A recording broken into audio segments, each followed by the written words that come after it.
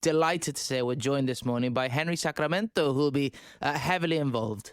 Good morning, guys. Good morning. Hello, Hi, Henry. How are you, Henry? Saying, I'm fine. Talking from the Casbah in Tangier. This is our 17th cultural exchange between Gibraltar and Morocco. And basically, once a month, I host an online interview, either with a Gibraltar personality or a Moroccan personality or some kind of artist or author or writer which has some connection with Gibraltar or Morocco. And they prove to be very popular. How has the exchange sort of developed over time? I imagine it's something that's snowballing, no? Well, this is something that the Strait of Gibraltar Association, in conjunction with the Morocco Business Association here in Tangier, which are spearheaded by President Brahim Krikas and Stephen Marine. Strait of Gibraltar Association is a Gibraltar-registered charity, and it's a non-profit entity, which is to promote culture both in Gibraltar and Morocco, and also we fundraise and we help charities in Gibraltar and Morocco. So although I'm retired and I don't get paid, but Priscilla and I have not stopped working hard. It's often the case that once you retire, you actually become busier.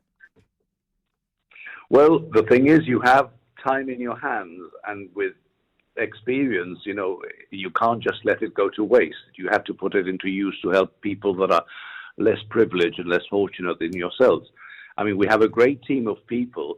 We have, as trustees and volunteer helpers, Adelaide Baglietto, Elena Gill, the beautiful Mana that does amazing work, Jane Wink, Kevin Parodi Salsa, that was one of the guests on Kevin City Pulse last week, our president, Brahim Krikas, as I mentioned, Stephen Marine is a secretary, my wife Priscilla, myself, and then we have voluntary helpers in the likes of Dina Suisi, who's a lawyer in Gibraltar, and Jessica Gonzalez, who is an endless help on the Gibraltar side. So, our next guest, incidentally, on Tuesday the 8th at 6 o'clock in the evening is Claire Tricoche. She is the president of an association here in Tangier called Son por su Mamá, which help single mothers that become pregnant out of wedlock. And they do an amazing work. They've been up and running for the last 18 years, and it's one of the charities that Priscilla and I started working with when I retired 6.5 years ago. And it's one of the various charities that Straits of Gibraltar Association help. Yeah. We also help the School for the Deaf here in Tangier, and a Down syndrome school as well. And in Gibraltar, a charity which is run by Jane Wink, which is Families in Need. Yeah. So, no rest for the wicked. Definitely. It's clear you're doing such amazing work, Henry. And in this cultural exchange, as you mentioned, it's going to be the latest one coming up very soon. I know in the past, I think it was late last year, you had Seamus Byrne on. You also had I was going to say the new mayor. I guess he's not new anymore, but he's certainly making... yes, we had Christian Santos, the mayor of Gibraltar, who also is doing... I mean, he has taken mayorship in Gibraltar to a different level altogether, because Certainly he is has. just an amazing person as a person himself. I mean, big shoes to fill in for the next coming mayor. That's for sure. Which I'm sure she'll have a style of her own. But yes, we've had the mayor...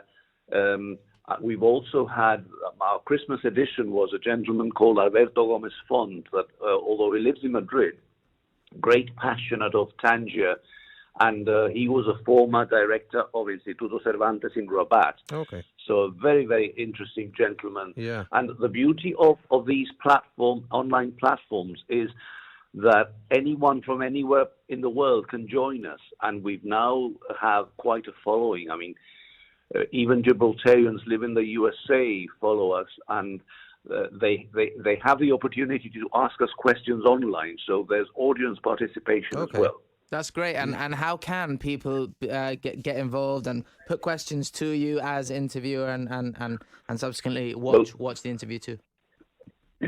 There's obviously the Strait of Gibraltar Association Facebook page where there is a link and all the information is there. And on the day, they can either join us online or the interview is then posted on our Facebook page. And then the next day, it'll be available on YouTube. We also have a YouTube channel where people can subscribe, like us, follow us, and watch previous interviews. I mean, as I said, this is our 17th one already. 2 days ago, we had a meeting with the Director of Culture here in Tangier to present what we're doing, and they're very, very interested. But in this country, you know, one of the downsides is that there's a lot of bureaucracy and a lot of red tape and a lot of apprehension when people come from outside. So, you know, sometimes it's a bit of a losing battle, but we're here, flying the flag. Definitely. Brilliant stuff. It was great to have you on the breakfast show this morning, Henry. I know you were telling me before as well, weather not too shabby over there right now, no? You know, we had a few days of rain way back and the temperatures shot down, but it's almost spring weather now. The sun is shining. Priscilla enjoys her morning walks, and those that follow her on Facebook will see the photographs that she posts, which, you know, she's become a semi-professional now on photographing the Casbah cats and scenes from the Casbah. I mean, the Casbah has never looked more beautiful than now. The government here is doing an amazing job of using the downtime of COVID to have given the whole city a facelift. I mean, every street has been repaved, every building has been painted, you know, something that Gibraltar could learn from this side of the Straits. Henry, speaking of beautiful photos, just before we began the interview, you sent me via WhatsApp a photo of what looks like your breakfast, a huge plate of strawberries. Very envious indeed. Absolutely. I mean, one of the things that I do, which I used to do when I was the welfare officer for the RGPs, I used to send good morning messages to everyone. I mean, I have what I call my good morning club. You know, you have your breakfast club. I have my good morning club. I send over 250 good mornings, and I always send a photograph of either what I'm having for breakfast or what I've done, a shot of the day before. And it's a way of keeping in touch with people that you would otherwise not speak to. And especially a lot of people that live on their own, especially some elderly, and they look forward to at least knowing that somebody remembers them at some point during the day. That's great. So you mean to say I was just one of hundreds that you sent that strawberry of the photos? And fortunately, yes, because you know you're one of my you can become one of my good morning club. You know, I had to take this opportunity to also thank the South District Knitting Club, the ladies, and Elsie Ferre also from the other side of town. They have been knitting endlessly before COVID, when it was easy to come over and bring blankets, clothes for the children of Son por Son Mama.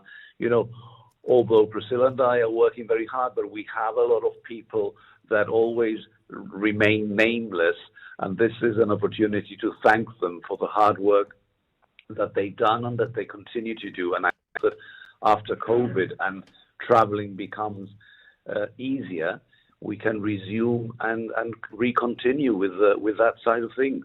Definitely. Henry, keep up the amazing work. Great to have you on the show today. Yeah, thanks, Henry. Pleasure. Take care. Thank you. You too. Bye-bye.